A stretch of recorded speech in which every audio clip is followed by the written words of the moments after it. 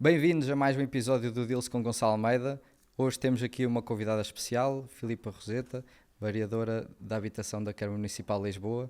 Filipa, obrigado por ter aceito o convite, obrigado por ter vindo.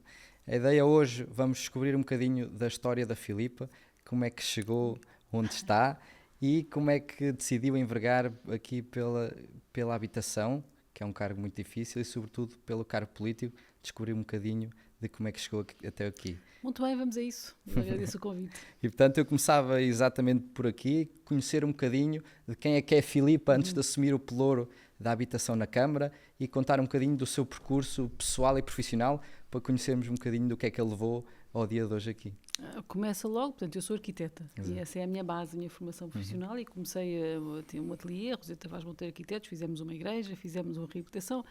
E assim, portanto, eu no fundo tinha duas carreiras, que era a arquitetura e a docência universitária. Também sou Sim. professora universitária na Faculdade de Arquitetura da Universidade de Lisboa. Ainda é? Ainda sou, porque portanto, a minha carreira é essa. Portanto, a minha carreira é professora universitária. Eu sou professora associada com agregação, portanto, estou completamente na carreira universitária. E tenho imenso gosto. Portanto, eu imagino sempre, portanto, o meu primeiro universo até aos 40 anos, que eu agora tenho 52, mas até aos 40 anos foi só arquitetura. Certo. Entre o fazer arquitetura e o ensinar arquitetura era só arquitetura. Portanto, eu estava mesmo nesse filme da arquitetura e não queria mesmo assumir esta missão política. Certo. Por isso é que eu digo sempre, a minha carreira é esta é a base da minha carreira. Depois acabei por vir para a missão política, muito, muito derivada à ideia de que há um momento em que a pessoa diz que é preciso contribuir de alguma maneira. Claro. Naquela altura acabei motivada por um motivo bom e um motivo mau, como eu costumo dizer. O motivo mau foi muito o Sócrates, que era muito mau, a segunda vez que ele ganhou as eleições. Certo. Achámos que era possível, achei eu que era possível eu conseguir fazer melhor. Claro. E vou para aqui.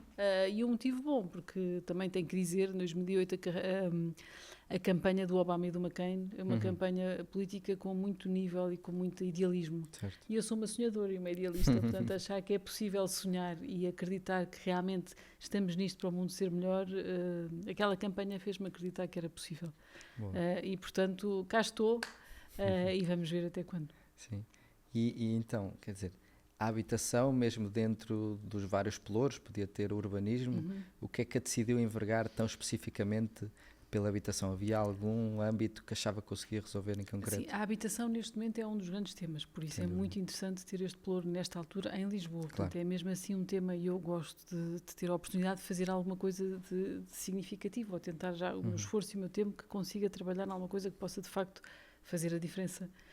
E a habitação neste momento é um pelouro que eu acho que na cidade de Lisboa é muito importante, porque há um grande problema de acesso à habitação.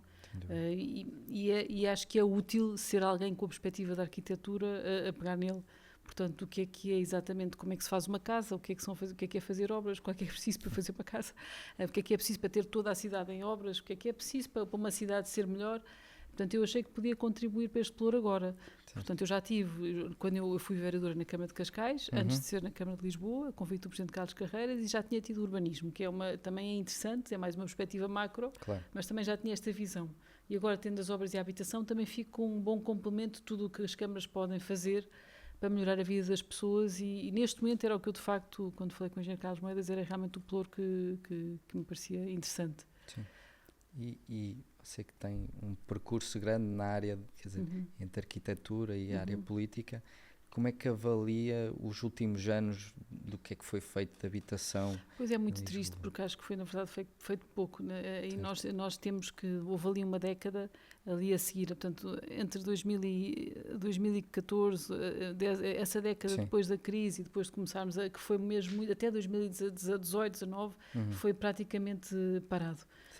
E depois o mercado privado começou finalmente a reagir, mas foi mesmo muito, muito mau, porque acho que a década de 90 no nosso país houve um investimento enorme em políticas de habitação a vários níveis, seja privado, seja público, seja cooperativo, houve um enorme investimento. Certo. Na altura Cavaco Silva e depois Guterres tiveram programas políticos nacionais para a habitação e houve aqui um investimento gigantesco que até a minha geração beneficiou na altura, quando éramos jovens, porque houve a bonificação dos empréstimos para comprar habitação. Portanto, havia mesmo um enorme investimento político e uma importância dada a este tema nos orçamentos, nem sequer é só na conversa, é nos orçamentos, que depois acabou por desaparecer ali na primeira década, segunda década do princípio deste milénio.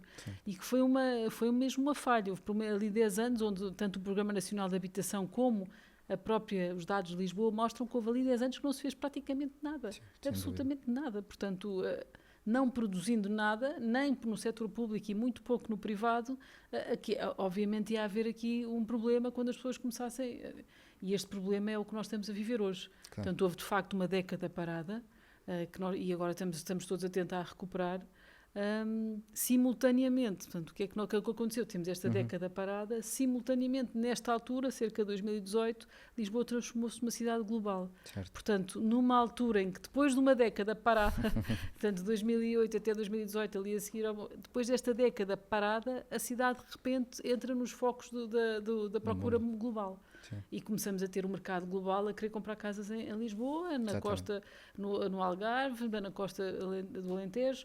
Portanto, de repente há uma crise, porque aquilo que já não se produziu mais, portanto já houve ali um desequilíbrio entre a procura e a oferta. Nem para a procura nacional. Não? Nem para a nacional, e de repente entramos para o mercado global, que não estávamos como estamos hoje. Sim. E as duas coisas juntas fizeram aquilo que todos sabemos. O preço das casas subiu muito, muito mais do que os salários. Portanto, esse é o grande problema que as pessoas sentem hoje. Se olharmos para os últimos 10 anos, vemos o preço das casas a disparar e os salários a subir muito modestamente. E esse é o tal gap que nós estamos a tentar enfrentar e tentar arranjar maneira de resolver isto. Sim. Então, quer dizer, nós vimos, em Portugal inteiro, nos anos de 2000, estávamos a produzir aí 120 mil casas por ano.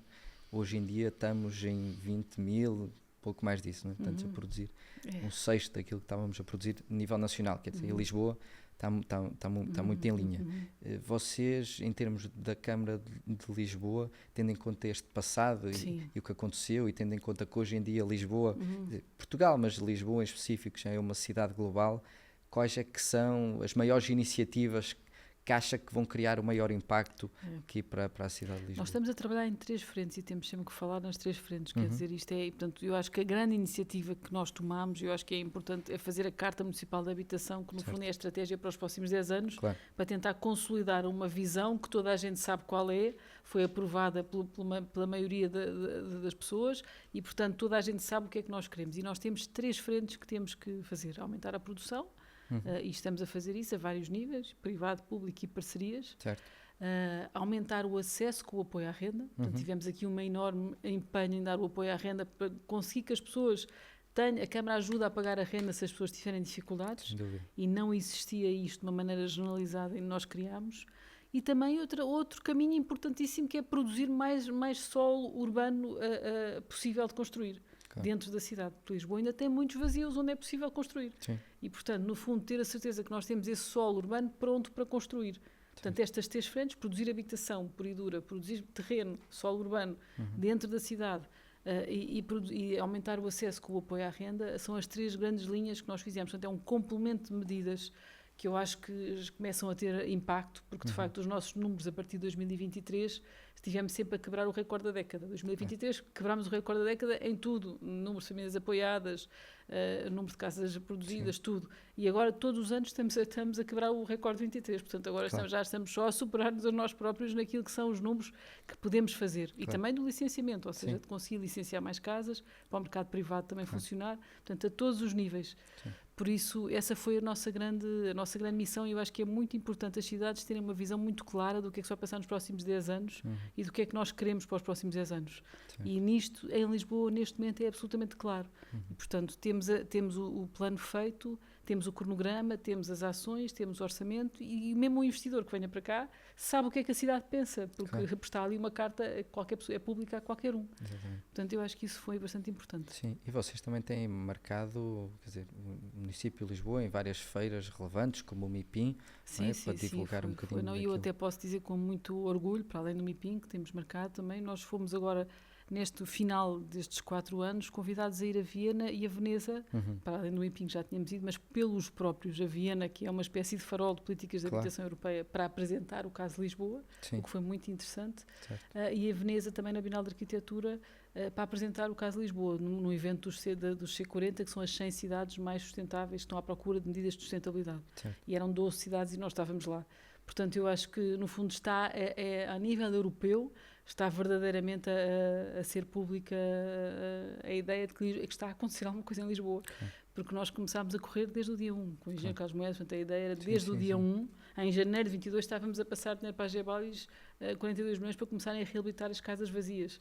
Portanto, ou seja, desde o dia 1 que nós começámos a correr, e eu acho que isso não só se nota, obviamente, factualmente nos números de casas que estamos a entregar, como também a nível europeu entendem que há aqui qualquer coisa que se está a passar e que nos chamam para estar nestes palcos.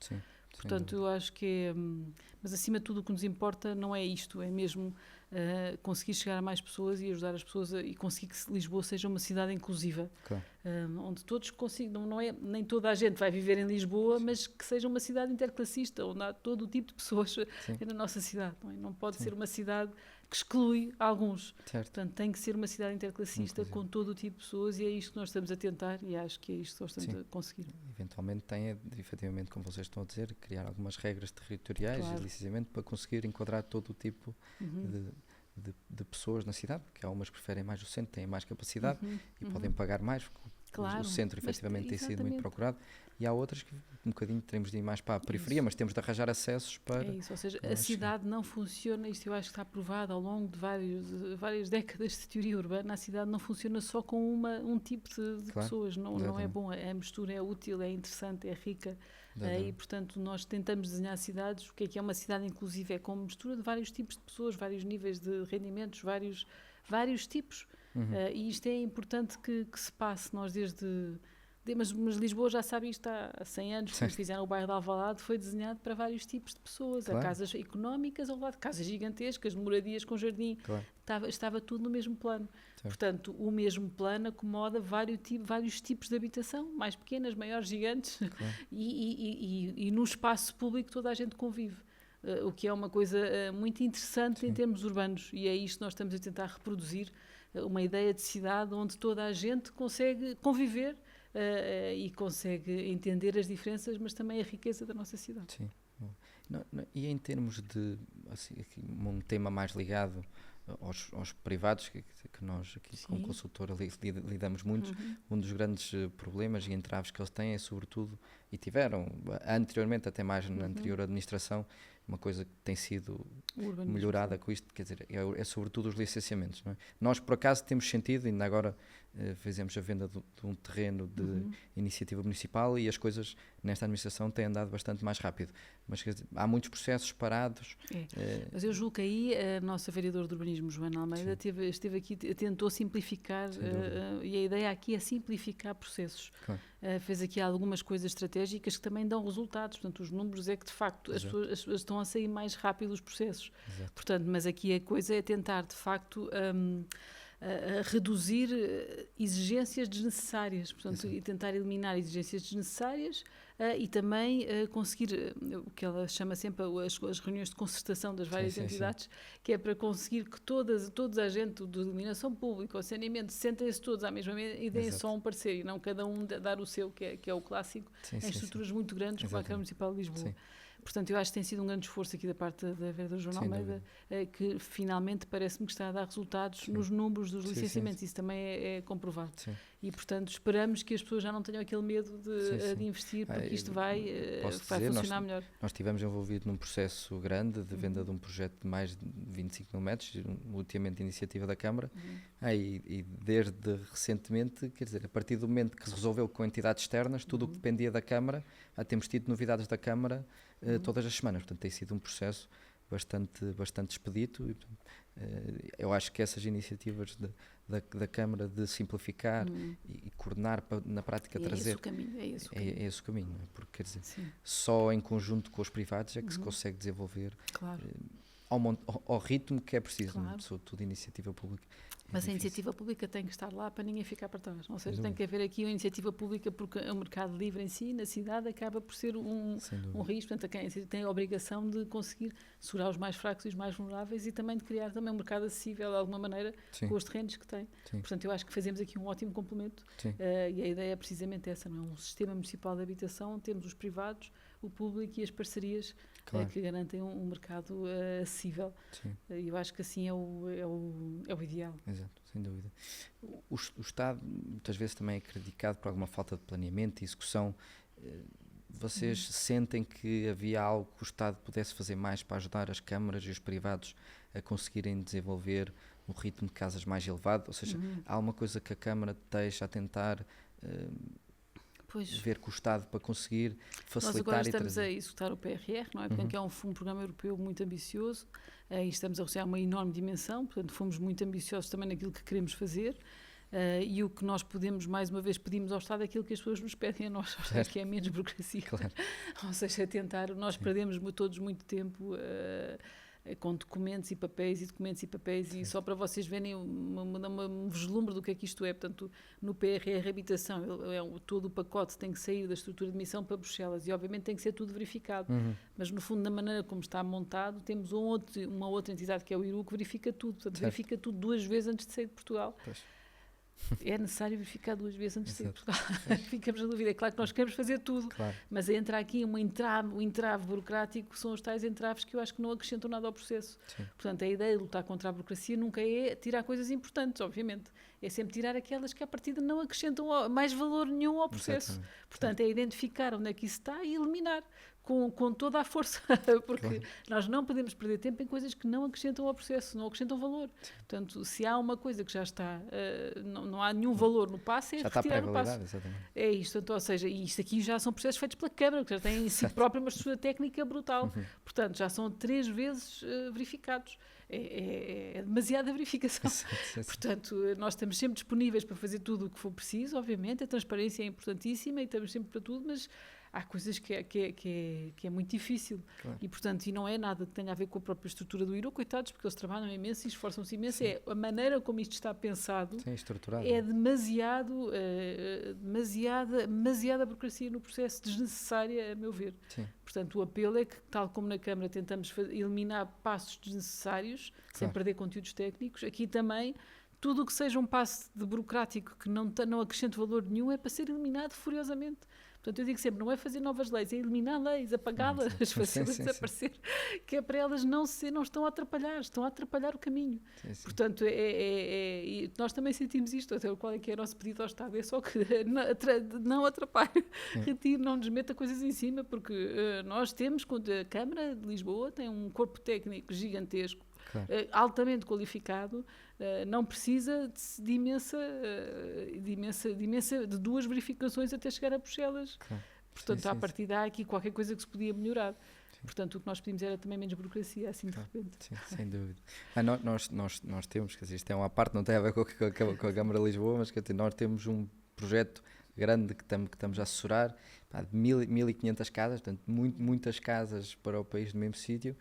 Quer dizer, o investidor só com a burocracia do plano pormenor, eles já está com vontade de vender o terreno e ainda não começou o licenciamento. Portanto, quer dizer, temos aqui uma série de burocracia. Eu acho que agora, só assim em conversa, eu acho que o país de facto temos que focar, nós só precisamos de limitar valores ambientais, valores culturais e segurança de pessoas e bens. Isto é o que tem que ser salvaguardado. Tudo o resto, à partida, é para não existir. Portanto, isto tem que estar salvaguardado. Portanto, tudo o que tenha a ver com valores ambientais tem que ser altamente escrutinado, valores culturais, patrimoniais. Há coisas que a pessoa pensa, mas porquê é que isto está na lei? não vai proteger nada, nem o valor ambiental, nem cultural, nem segurança de pessoas civis. Portanto, é só para chatear. Eu acho que este é um bom método de conseguir eliminar coisas. Portanto, isto em qualquer autarca que possa eliminar coisas faz sempre um serviço à nação, porque acho que o país, de facto, embranha...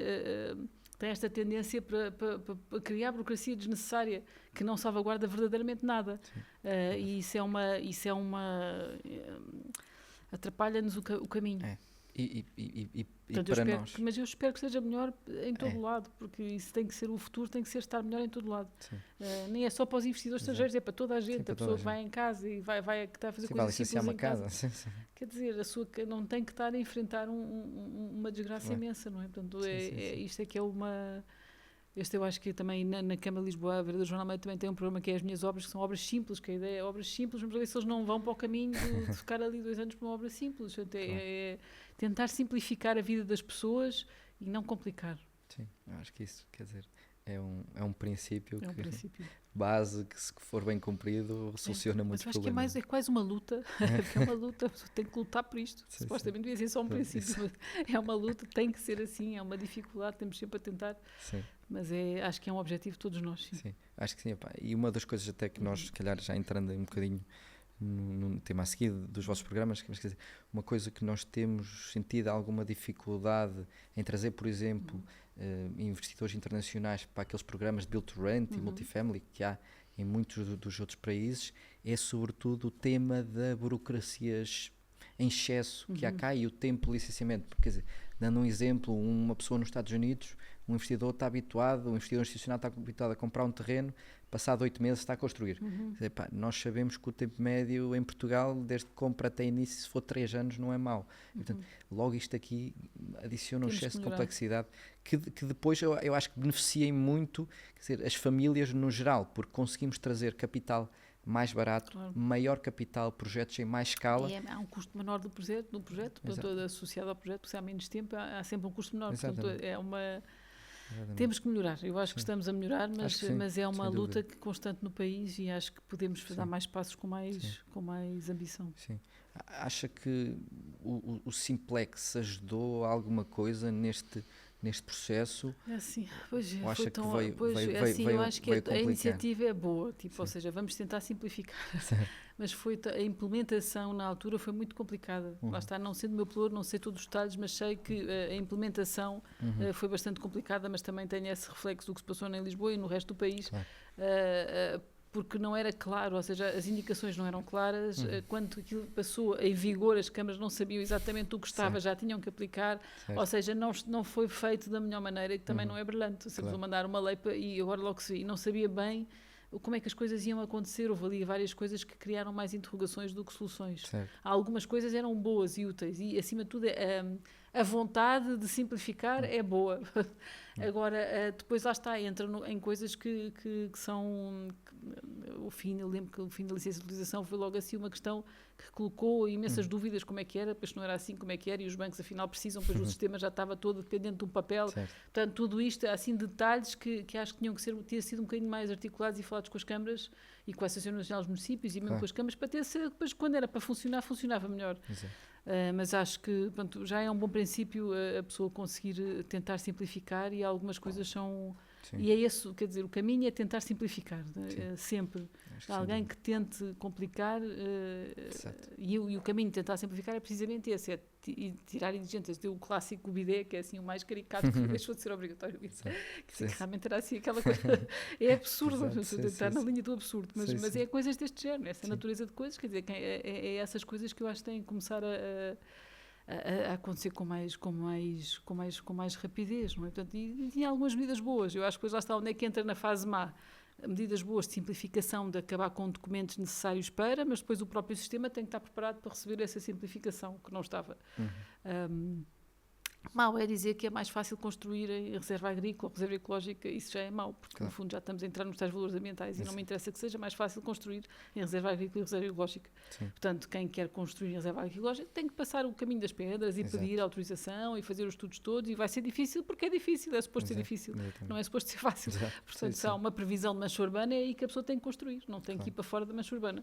Pronto, portanto, ou seja, é aí depois quando começamos nestas, agora por todo lado vamos fazer casas no meio de terrenos agrícolas, que às vezes vêm assim estas ideias. Má ideia, não é suposto. E aí tem que ser, portanto, já estamos a entrar nos tais 3 valores que eu digo que são os fundamentais, ambientais, culturais e segurança de pessoas e bens. Tudo o que entra aqui é preciso ter imenso cuidado. Tudo o que é fora disto é tentar, portanto, é tentar avançar, é deixar eliminar papéis e às vezes corre melhor, às vezes corre pior, mas eu agradeço todas as iniciativas de tentar eliminar burocracia. faz mesmo falta e é mesmo uma luta, a sério, mesmo para nós dentro da Câmara, às vezes é uma luta de tentar eliminar papéis, tentar eliminar procedimentos, mantendo o rigor, mantendo a transparência, tudo, mas eliminar procedimentos. Sim, e para vocês também é difícil, muitas vezes vocês têm mandato de 4, 5 anos, muitas vezes também não conseguem ter tempo sequer, passam mais tempo a tentar fazer os processos. Mas a verdade é que os resultados do urbanismo têm sido melhores, portanto, é um facto. Portanto, ou seja, genericamente, factualmente, o tempo médio tem reduzido e tem sido mais coisas licenciadas. Portanto, à partida, as coisas estão... Nós funcionamos muito com indicadores, seja na entrega de chaves, não é? Que já entregámos 2.400 chaves. Não foi? Agora já temos 2.600. Agora já foram 2.615. Já estamos a contar todos os 15 dias, nós entregamos chaves. Portanto, agora estamos em 2.615 e estamos a apoiar mais de 1.200 famílias a pagar a renda. Portanto, já faz um total de praticamente 5.000 famílias, que é uma coisa expressiva. Portanto, 4.800 famílias. Portanto, é uma coisa expressiva que estamos a apoiar de uma maneira ou de outra. E estes números são bons, mas no urbanismo também. Portanto, também já é mais rápido e chegamos a mais casas licenciadas. Sim, sem dúvida. Portanto, eu espero que continue a haver confiança no investimento dos investidores assim na nossa cidade. Claro. E que agora falando, se calhar, um bocadinho de projetos mais concretos, iniciativas que a Câmara tem para conseguir apoiar, seja privados, seja o acesso às famílias. Se calhar, eu acho que muitos sequer dos promotores não têm noção dos projetos que a Câmara tem e das iniciativas que tem para desenvolver. Portanto, eu acho que se calhar se falássemos aqui um bocadinho das diversas iniciativas. Eu acho que era muito bom, portanto, nós temos aqui neste mandato, eu acho que era bom para qualquer promotor ou investidor que olhe para a Carta Municipal de Habitação, porque tem lá mapeado os terrenos onde a Câmara vai atuar. Portanto, ou seja, fica num mapa com uma sensação muito clara de quais são os terrenos municipais onde a Câmara pensa de alguma maneira avançar e pensa avançar de que maneira, que isto é importante. Portanto, não é só na parte privada, na parte pública, mas tentar construir parcerias. Nós estamos mesmo a tentar, e tentámos muito durante estes 2 anos, construir parcerias com promotores privados, em que a Câmara cedia o terreno a 90 anos, os promotores vinham, pagavam a construção e então podiam ter uma renda acessível neste formato porque não compravam o terreno, não é? Portanto, ficavam com o direito de superfície a 90 anos. Não conseguimos a maioria neste mandato para o fazer, levámos 2 vezes a reunião de Câmara, mas temos, e é público. E aí, só uma pergunta, arrendavam à Câmara e a Câmara posteriormente arrendavam ou arrendavam diretamente? Não, arrendavam diretamente, portanto não era aquele modelo do Porto em que a Câmara garantia as rendas, era um modelo em que eles arrendavam diretamente, portanto ficavam responsáveis pelo processo de arrendamento. Levámos a reunião de Câmara, não conseguimos o apoio do Partido Socialista, que era o único que conseguiria eventualmente aprovar este formato, porque os outros são contra, por definição, é o Partido Comunista, o Bloco de Esquerda e uns independentes muito ligados a esta, portanto, à partida precisávamos aqui de uma maioria mais alargada, e sabemos que o Partido Socialista não é contra por princípio, portanto, mas não conseguimos o acordo com o Partido Socialista, foi uma pena, porque tínhamos dois grandes projetos para nesta área, que ia ser qualquer coisa com mais de 500 unidades, que podiam ter avançado e não avançaram. Mas estão prontas e espera-se que o engenheiro Carlos Moedas ganhe com a maioria reforçada e que consiga avançar com estes processos num próximo mandato, porque é uma pena não terem sido avançados. O que é que nós avançámos também neste contexto da parceria? Portanto, os grandes terrenos não avançaram, mas avançaram coisas pequeninas que são as cooperativas, que é um formato um bocadinho diferente, mas que esse sim conseguimos avançar e conseguimos o apoio dos outros partidos, que é terrenos mais pequeninos que a Câmara tem, a Câmara faz o mesmo, cede a 90 anos, a pessoa não paga o terreno, as famílias são, neste caso, a primeira cooperativa que nós lançámos são cerca de 20 casas, portanto, um terreno com projeto aprovado para 20 apartamentos, terreno com projeto aprovado para 20 apartamentos, a cooperativa vem, paga a construção e e as pessoas vão para lá viver, portanto, quem faz isto são os moradores, e no fundo ficam com uma casa para a vida pelos valores de construção. Ou seja, no fundo a Câmara dá o terreno e a cooperativa paga a construção. E quem vai para lá morar paga apenas o valor da construção. O que é em Lisboa, para quem conhece o nosso programa Cooperativas Primeira Habitação Lisboa, isto é qualquer coisa como metade a 1/3 do valor de mercado. Portanto, é mesmo muito mais baixo. As primeiras que nós fizemos é no Lumiar, mesmo ao pé do estádio do Sporting, e o preço previsto para um T1 é qualquer coisa como 150 mil euros e no mercado está a 450 mil à frente, à venda à frente. Portanto, eu acho que as famílias têm aqui uma oportunidade para fazer isto. E este andou, conseguimos aprovar, conseguimos fazer um concurso, apareceram 4 cooperativas e espero eu que corra tudo bem, que se consiga assinar o primeiro contrato ainda até ao verão, mas parece que estamos para aí virados. E deste formato nós temos também pequenos terrenos, portanto este aqui são pequenos terrenos, porque é diretamente com as famílias, porque não era o esforço do promotor, não era aqui tão necessário. e espero que se consiga avançar com mais. Temos mais projetos preparados já, portanto, terrenos selecionados com projetos já feitos para avançar neste formato de cooperativas. Ok. E, portanto, acho que era muito interessante Sim. continuarmos a permitir que as famílias pudessem avançar neste formato. E só para entender, o formato é, portanto, a Câmara cede um terreno por 90 anos, imaginemos 20 famílias que querem ter lá as suas casas, não têm de pagar nada pelo terreno porque é cedido pela Câmara.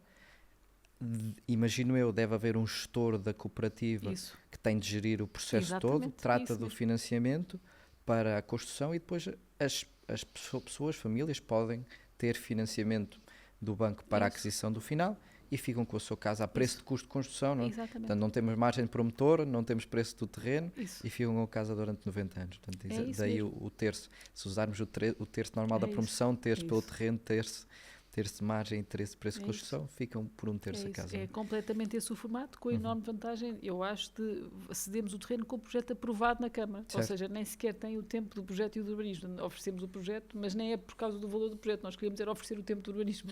Portanto, aqueles com que vale mais de um terço. Aqueles com quem nós assinarmos agora o contrato podem começar a construir já. Portanto, mas é literalmente esse o modelo. E esse nós conseguimos passar e conseguimos, o primeiro está as famílias selecionadas, já estamos no fase final para ir para a assinatura do contrato e vamos continuar a lançar este modelo. Acho que é um bom modelo. Sim, acho que sim. As cooperativas foram muito fortes nos anos 90 e mais uma vez desapareceram a partir de 2000 para a frente. Ninguém sabe porquê. Porque as pessoas, se calhar, não sabem que a Câmara Municipal de Lisboa, para além de ser o maior senhorio do país, tem 23 mil casas, agora já quase 24 mil. Para além disso, tem terrenos para fazer mais 7 mil habitações, pelo menos. Vazio, portanto, estes terrenos de dimensões grandes e dimensões pequenas. A nossa ideia é tudo o que é terrenos de dimensões pequenas seguir neste formato, porque não é tão interessante para os promotores, mas para as famílias pode fazer aqui alguma, ou para pequenos gestores que possam fazer isto de formato de negócio, mas numa pequena escala. Portanto, o gestor que faz isto pode ele próprio, numa pequena escala, pode fazer isto.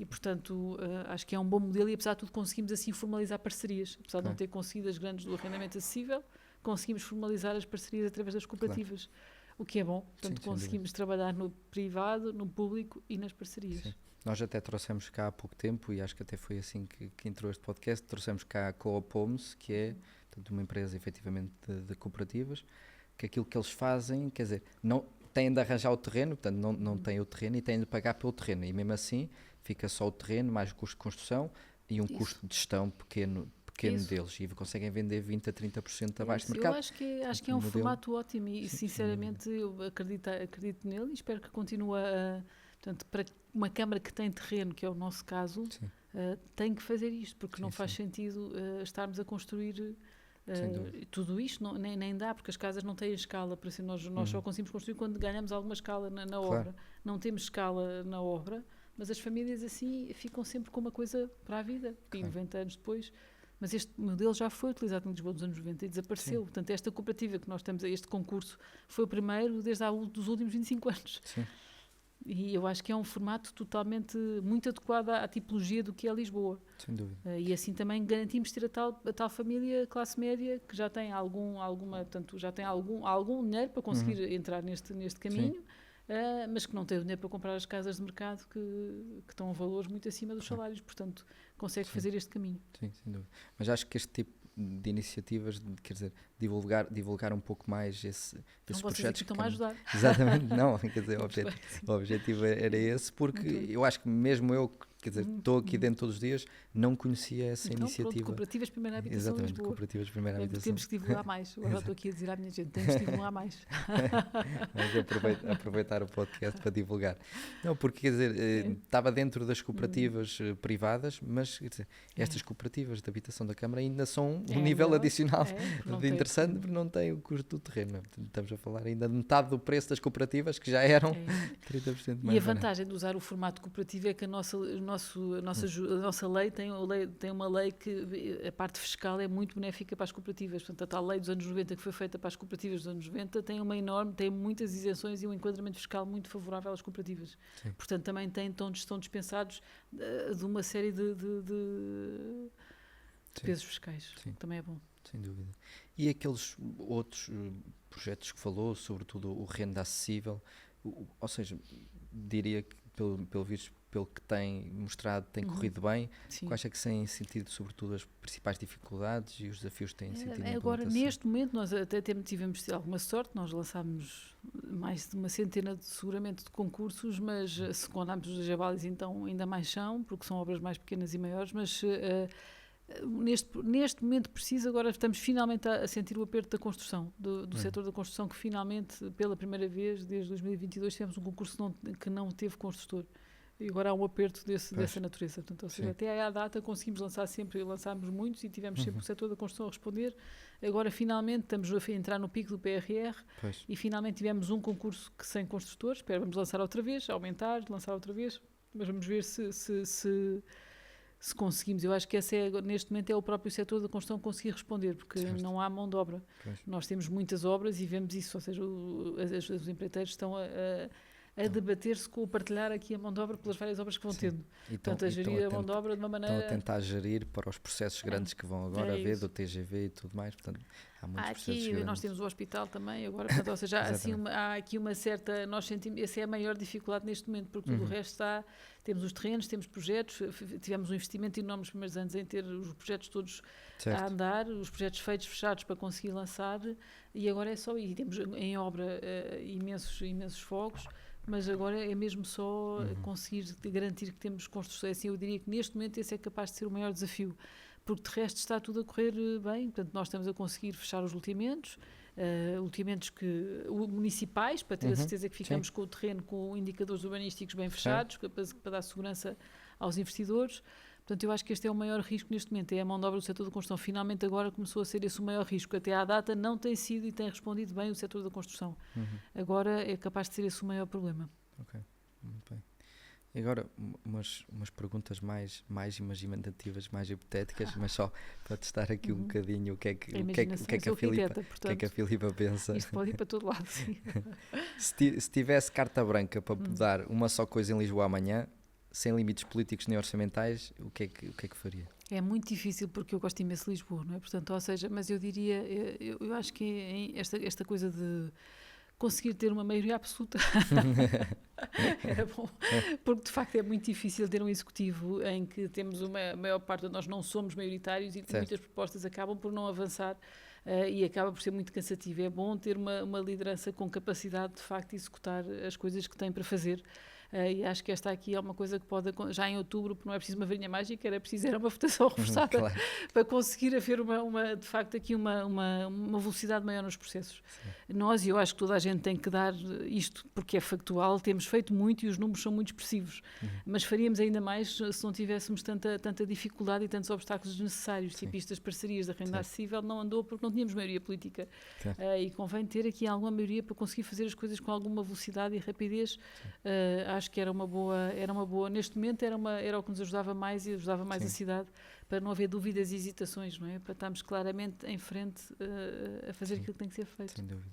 No fórum empresarial costuma-se dizer mais vale uma má decisão do que uma não decisão. Isso, completamente. Eu penso todos os dias, isso é a minha vida todos os dias. São várias por dia, o que eu digo, pelo menos uma vez que a grande maioria seja favorável. Portanto, eu diria que em 10 acertar 8, é assim, mas tem que avançar com 8 e depois as que falho vou atrás e é de fazer.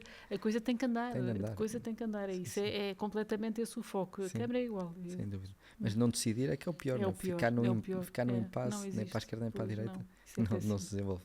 Portanto, é muito bom ouvir isso. E em termos das obras que têm desenvolvidos, costuma visitar muitas obras e bairros? O tempo todo gosto imenso, vou muito aos bairros e vou muito às obras. Eu tenho que falar aqui da obra do Plano Geral de Drenagem de Lisboa, que é a maior obra que a Câmara está a fazer, desde a Baixa Pombalina, que é 2 túneis gigantescos, que é uma obra de 140 milhões, para uma Câmara Municipal é uma dimensão completamente muito grande, não é o normal das obras da Câmara. Portanto, normalmente as obras da Câmara andam nos 5, 6 milhões, andam por aí, se chegar aos 20 milhões já é, então 140 milhões estamos noutro filme. E os lisboetas sabem, portanto, no fundo é uma obra que vai proteger a cidade das inundações. E vai chegar a um total em tudo 250 milhões, mas neste momento estamos nos grandes túneis. E acompanhei esta obra porque eu tenho a habitação e as obras municipais. portanto foi uma maravilha acompanhar esta obra, porque é uma coisa brutal. Nós começámos ainda com o relevado ali em Campolide, são 7 estaleiros na cidade, é uma coisa gigantesca, não é? Portanto, tem estaleiros em Campolide, Santa Apolónia, Avenida Liberdade, Almirante Reis, quer dizer, tudo aquilo é difícil. E é uma obra fantástica de fazer, porque sabemos que estamos a proteger a cidade das inundações, as pessoas estão connosco, porque infelizmente houve uma inundação muito grave em 22, 23, onde morreu uma pessoa em Oeiras até, portanto as pessoas têm memória do que é que isto significa, é mesmo importante fazer isto, mas é uma obra dificílima de fazer a todos os níveis, dificílima a nível técnico, dificílima a nível político, até das pessoas ir dizendo às pessoas o que é que se está a passar, para elas têm que viver com aquilo, não é? Dizer aos lojistas, aos comerciantes, temos muitas sessões públicas a tentar explicar o que é que se está a passar, que é para eles viverem saberem o que é que se está a passar, terem calma, aquilo é só um tempo, vai ficar melhor depois, portanto tudo isto são conversas mas é fascinante acompanhar esta obra, como todas as outras, não é? Também tenho muitas de habitação e vou a muitas, porque eu sou arquiteta e eu gosto de construir. Mas é diferente. O que é? É diferente. Portanto, é uma obra muito diferente. Completamente diferente, uma escala enorme, gigantesca. Aliás, nós temos vários ministros, já fui à obra com ministros da China, da Indonésia, Irlanda, que vêm cá ver aquela obra, porque é uma obra flagship para todo o mundo, nem sequer é. Portanto, dizem que é a maior obra para proteger uma cidade de alterações climáticas da Europa neste momento. Portanto, é mesmo uma obra com uma dimensão gigantesca. Estar a acompanhar isto é fantástico e eu sempre que posso vou ver a obra para tentar perceber como é que ela está a evoluir, quais são os problemas e, acima de tudo, a dificuldade mesmo de executar, porque esta coisa de ter uma ideia e executar são coisas completamente diferentes, como acho que vocês sabem. Sim. Ter uma ideia é uma coisa, saber executar é outra completamente diferente. Portanto, e ter uma ideia não é nada. Portanto, a execução é tudo.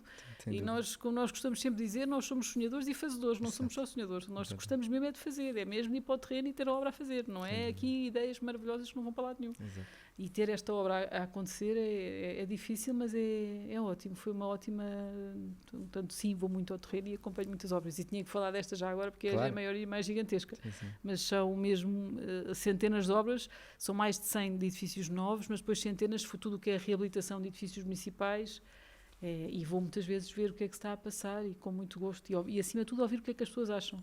Porque o meu papel é político, não é técnico, não é? Apesar de ser arquiteta, o meu papel aqui não é de arquiteta, é político, ou seja, eu vou para o terreno ver e tentar ouvir o que é que as pessoas estão a dizer, como é que estão a ser incomodadas, ou como é que estão a gostar, não estão a gostar, o que é preciso fazer, o que é que não é preciso fazer, tentar perceber o que é que quem vai usar está de facto a sentir e o que é que vai achar que aquela obra vai lhe trazer de novo e de melhor.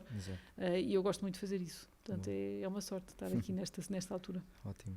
E em todas essas visitas, quer dizer, seja às obras, seja aos bairros, há alguma história que a tenha marcado assim mais em particular? É difícil também, são só perguntas difíceis.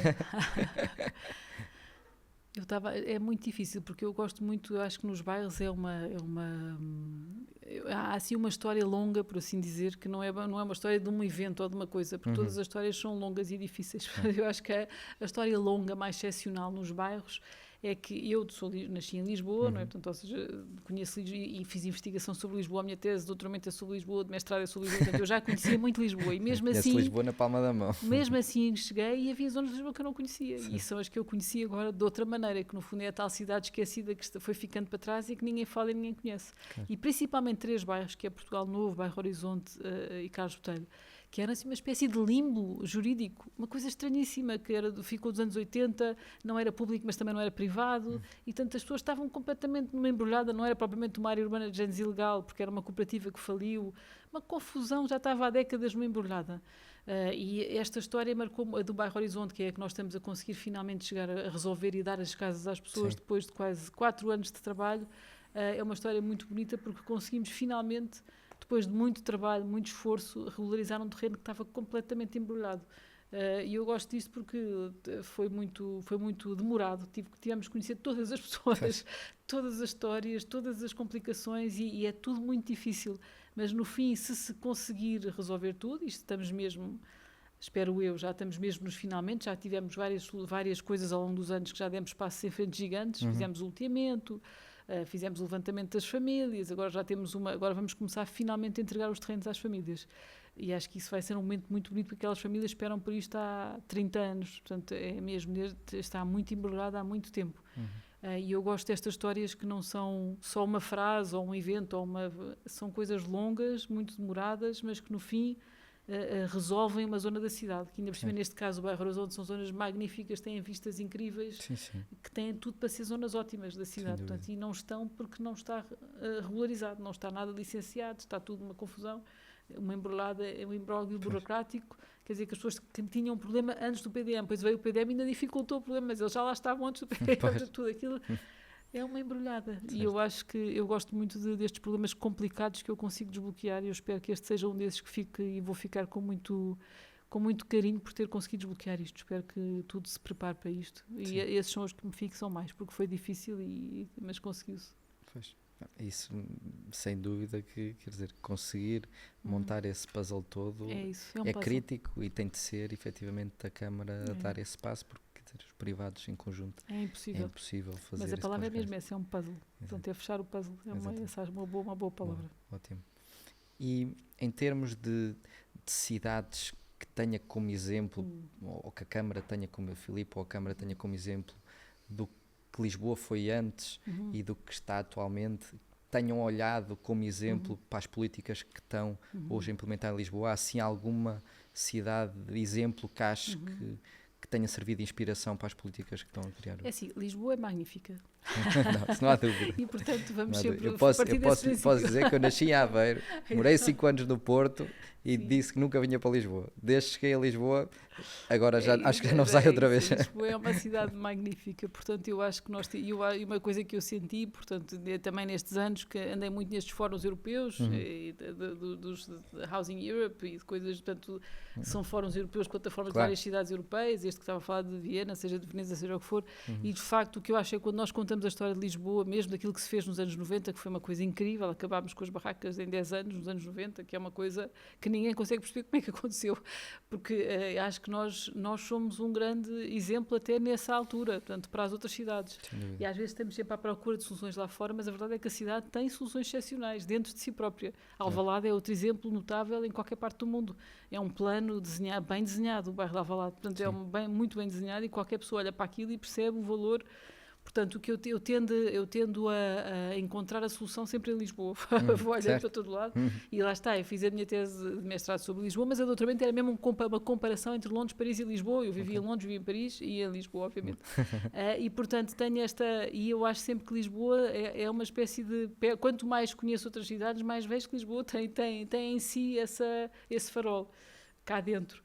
Portanto, e isso é porque tem uma topografia como mais nenhuma tem uma luz como mais nenhuma tem uma história, uma tradição, uma maneira de conseguir apropriar-se das culturas riquíssima que também mais nenhuma tem. Portanto, eu acho que há vamos olhando e vamos falando e vamos partilhando experiências, mas eu acredito que a solução está cá dentro, na discussão, de olhar para os problemas, olhar muito focadamente para os problemas que nós temos e conseguir apresentar soluções. Portanto, nós comparamos muito com a solução de Madrid, da renda acessível, comparamos muito com Copenhaga na questão da parte das inundações. Então, eles também fizeram um plano para as inundações que teve uma expressão brutal no espaço público e conseguiram fazê-lo também há muito pouco tempo. Mas sempre que eu apresento Lisboa, eu fico com a sensação que eles também olham para nós. Sim, E fico com muita felicidade, porque temos que sentir que nós também somos aquilo que já fizemos, somos um exemplo nas políticas de habitação. E não é dos últimos 100 anos, ou seja, o bairro de Alvalade é meados do século XX, portanto, e é uma coisa que em qualquer parte daquilo é um grande plano. A Baixa Pombalina é uma política de habitação do século XVIII, portanto, é uma referência europeia, portanto, ou seja, nós temos mostras de referências brutais para a Europa e para o mundo. E é sempre isso que eu acabo por descobrir. Nem é tanto o que eu queira dizer isso, mas quando vou para outros sítios acabo por descobrir que, na verdade, a Lisboa é que é magnífica. Sim, é verdade. Eu costumo sempre dizer que a história acaba muito por repetir, não é? Portanto, se calhar não precisamos de olhar para fora, basta olhar para aquilo que já foi feito de bom cá dentro, seja em Lisboa, seja noutras cidades, e replicar cá dentro. Mas vamos olhando e vamos aprendendo uns com os outros, mas vamos vendo o que nós temos para dar, porque nós temos muito para dar. Sim, sem dúvida. E em termos, olhando, não agora nos próximos 5 a 10 anos, mas daqui a 20, 30 anos, acha que estas políticas vão nos conseguir trazer a um nível de vida e já mais em linha com o resto central da Europa? Ou acha que há alguma coisa mais estrutural que vamos ter de mudar para conseguir chegar a um nível de vida? Ou seja, Sim, os salários são baixos em Portugal, exato, comparando com o resto da Europa. Essa é a grande questão de fundo, que não está propriamente na cidade. Mas portanto, há esta questão de fundo, que é económica, estrutural, e que nós temos que conseguir, como país, resolver. Portanto, nós estamos com preços de habitação equivalentes às outras capitais europeias, mas com salários muito mais baixos. Portanto, há aqui o problema, esse é que é o tal desfazamento que nós temos que resolver. Portanto, eu espero que os salários subam com políticas económicas que têm que ser essas sim nacionais, e que se consiga um crescimento económico potencial para o país. E nós temos sempre esta dualidade. Nós queremos muito crescimento económico e queremos garantir que ninguém fica para trás. São as duas coisas que nós estamos ali para assegurar.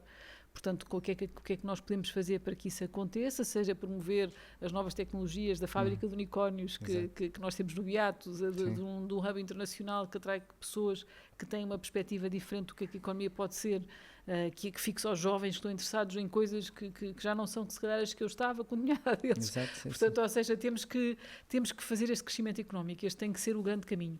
E depois as políticas de habitação estão lá só para garantir que ninguém fica para trás. E eu espero que isso possa, se nós conseguimos ter o nosso território municipal público todo à disposição das pessoas, já vamos ter aqui um mercado de habitação acessível muito mais forte do que temos hoje. Mas temos que ter aqui uma mais capacidade de atuar em parcerias para conseguirmos realmente fazer isso, mas já fizemos muito e vamos continuar a fazer muito. Eu acho sempre que o melhor está à nossa frente, não é? Portanto, completamente. Basta olhar para trás e ver.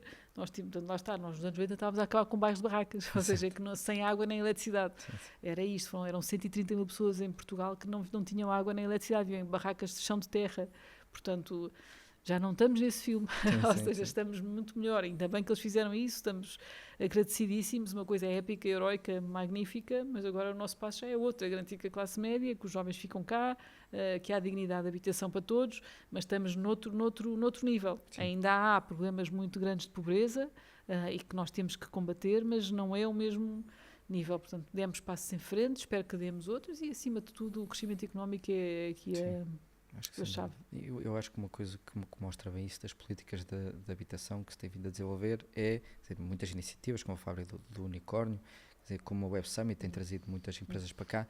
A verdade é que depois as empresas vêm, estabelecem alguns hubs, muitas vezes hubs secundários, e depois acabam por trazer toda a estrutura para cá, porque efetivamente depois as pessoas gostam de viver cá. Portanto, gostam de Lisboa, mas se gostam de viver cá é porque efetivamente há sítio para as pessoas viverem.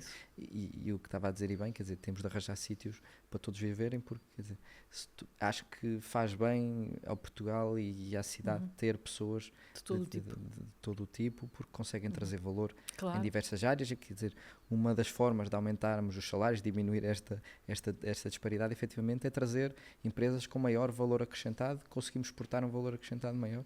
Quer dizer, isso é uma das soluções e, portanto, a Câmara tem investido bastante nisso e acho que tem dado muito resultado. E, portanto, eu acho que agora, só para terminar, uma pergunta final. Depois de tudo o que já viu, implementou e testou nos últimos anos, que modelo é que acredita que acha que vai ser mesmo o futuro da habitação em Portugal e o que seria preciso para este modelo ganhar mais escala e voltarmos a produzir o nível de casas que estávamos a produzir anteriormente? Eu acredito que o modelo é um sistema que tem sempre privado, público e parceria. Sempre. Portanto, esse é um modelo. Tem privado, funciona sem burocracia, portanto é tentar, o privado só precisa que se saia do caminho, desde que haja aquelas três: ambiental, patrimonial, segurança de pessoas e bens. É isto, portanto, é deixá-lo andar, ele precisa de espaço. No público, garantir que os mais vulneráveis não ficam para trás, portanto isso é a nossa missão e temos que garantir isto, que o mercado não está a deixar pessoas para trás e não está a empurrar pessoas para fora das suas cidades, e essa é a nossa missão. E nas parcerias, o tal mercado de habitação acessível, em que nós temos uma classe média que não é esforçada para fora da sua própria cidade. E isso é feito muito à conta do terreno público. Eu agora já nem digo só da Câmara, porque nós temos qualquer coisa como 30 mil casas ainda possíveis de construir em Lisboa, em termos dos terrenos. 15 mil estão em terreno público, é metade. Vocês já viram o que isto é? É brutal. Desses 15 mil, cerca de 7 mil por aí é Câmara, o resto é Governo, Estado, de várias entidades do Estado. Portanto, ou seja, se nós conseguíssemos pôr este terreno a uso, é isto que tem que acontecer. Nós temos que pôr este terreno a uso. Isto é que ninguém percebe. Porque é que Lisboa tem tanto terreno? Tipicamente o Eduardo Pacheco expropriou terreno, é uma coisa estranha, que ficou na história, a maior parte das cidades não tem. mas houve uma expropriação enorme na altura do Estado Novo de terrenos, e a Câmara ainda tem estes terrenos. Portanto, eu acho que a grande missão é mesmo conseguir, em 10 anos, ter estes terrenos ao serviço das pessoas, e isto já vai ser completamente diferente, porque já vamos ter aqui uma outra dinâmica. Portanto, conseguimos chegar aos mais fracos, à classe média e ao mercado livre. Eu acho que isto tudo pode estar a funcionar completamente em simultâneo. Uma cidade só vai ser rica se tiver todo este sistema a funcionar. Nós não só tem que ter todo este sistema interclassista a funcionar. E é isto que eu acho que nós queremos conseguir, e acho que vamos conseguir. Boa. Filipa, muito obrigado por ter vindo. Obrigada eu.